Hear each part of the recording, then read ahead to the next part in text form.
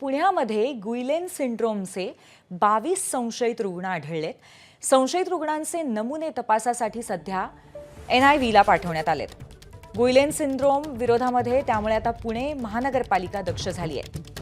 Guillain syndrome हा neurological disorder असतो, त्यामुळे या संदर्भामध्ये अधिक दक्षता घेतली जाते.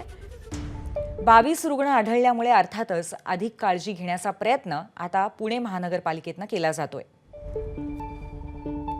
गुइलेन बॅरे सिंड्रोम नसांवरती परिणाम करणारा आजार आहे. या आजारामुळे स्नायू कमकुवत होतात. स्नायू कमकुवत झाल्यामुळे वेदना होतात आणि संवेदना मात्र कमी होतात. चेहरा, डोळा, छाती, शरीरातील स्नायूंवरती परिणाम होतो. तात्पुरता अर्धांगवायू किंवा श्वसनाचा त्रास होण्याची शक्यता असते. हाताची बोटं, पाय यामध्ये वेदना होतात. चालताना समस्या निर्माण होते, चिडचिड होते, चेहऱ्यावरती कमजोरी ही प्रमुख लक्षणं आहेत गुइलेन सिंड्रोम या आजाराची. आपली प्रतिनिधी शिवानी पांढरे आपल्या सोबत आहे.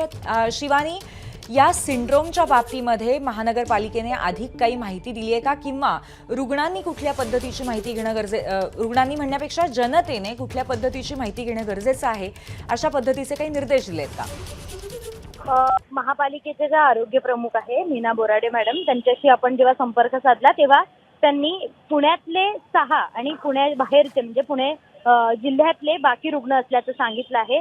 साधारण त्या देखील या सगळ्या संदर्भातली माहिती आता घेत आहेत. 22 रुग्ण जे आहेत त्यांची सगळी जे तपासणीसाठी नमुने आहेत ते ICMR NIV कडे पाठवण्यात आले आहे आणि त्यांच्याकडनं जे काही रिपोर्ट्स येतील त्यानुसार ज्या ज्या भागात हे रुग्ण सापडले असतील त्या रुग्णात देखील महापालिका काही टीम तैनात करतील आणि त्यानंतर या रुग्णांचा सगळा फॉलोअप घेतला जाईल.